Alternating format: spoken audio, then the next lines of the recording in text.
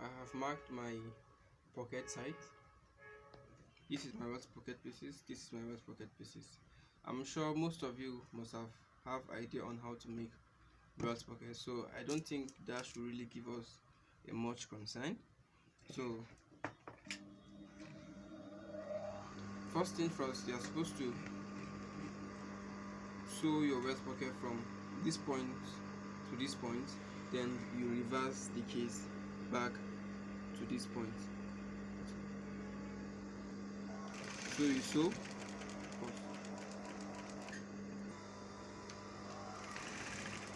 Not like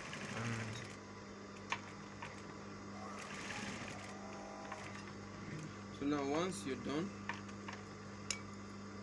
then you can as well, the notch we gave on the chest pocket, the same thing too goes with this.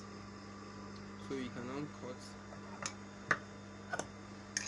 the middle part and you notch carefully to the last point of your thread. So you now turn to the last edge of your thread. So the same thing too goes to this other part. So after now, you fold it in.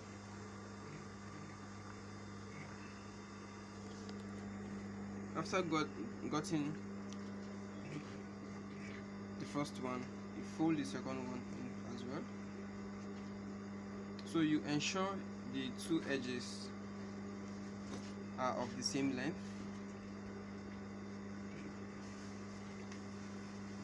So once you see the two edges are of the same length, then you can now push this smaller arrow inside this way. Then you can now stitch on the edge of the arrow.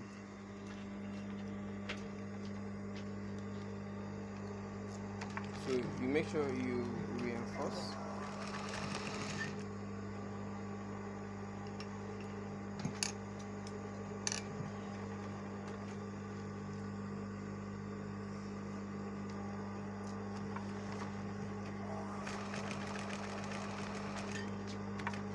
So make sure you reinforce. Then you turn it to this other side. So now we are working with these two edges that we've gotten. So you now flip it and top stitch on this side.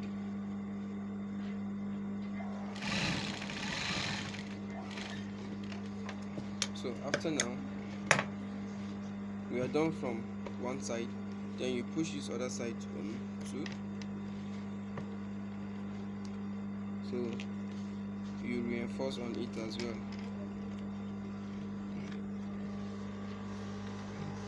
So we reinforce on the edge.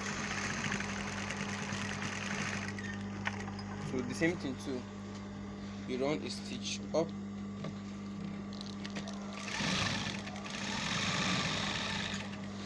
So now we have gotten the tip of our welt pocket. Now the next step, for we to make a placement of our pocketing inside. So this is our pocketing on a cut and fold pattern.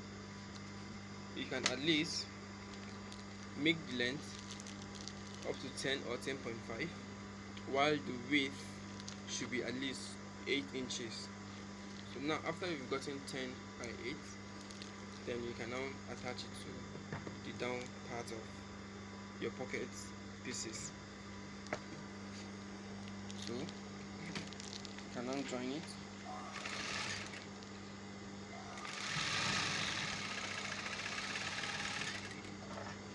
Then you top stitch.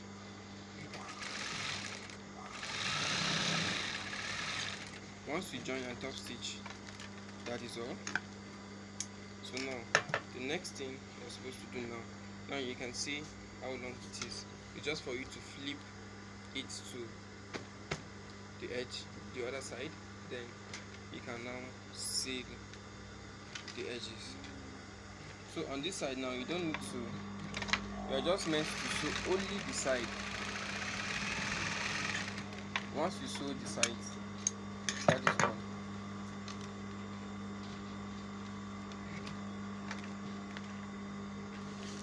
Once you sew the side, that is all. So now, after now, this is our welt pocket. So now, for we to create the flap, like the pocket flap, we take the pieces that is being gummed. The height should be at least 2.7 or 3 inches, while the length should be of that 8 inches as well. So after now, you take your pieces and size it with your welt pocket. You place it like this. Use your finger to feel the edge of this pocket, the edge. Then you mark the edge. Use your finger to get the edge, the other edge, which is this place. Then you mark the edge. Then you can now rule a line this way. You rule another line this way. Then you rule a line downward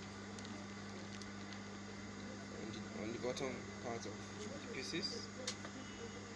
So now you can now make one edge curve. So now, as this edge is, we are supposed to cancel this sharp bend, this sharp point. Now we take a pieces of lining. Now we are trying to create the cover flap of the welt pocket we just did. So now this is the size of the welt pocket we've done so far. Now, and we've gotten the demarcation using our chalk.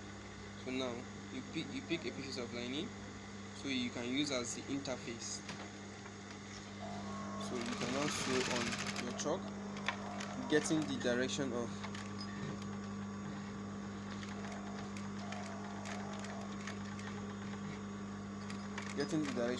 your chalk. And if you think you won't be able to get this curve well, you can use your hand to do it in order for you to get what you want.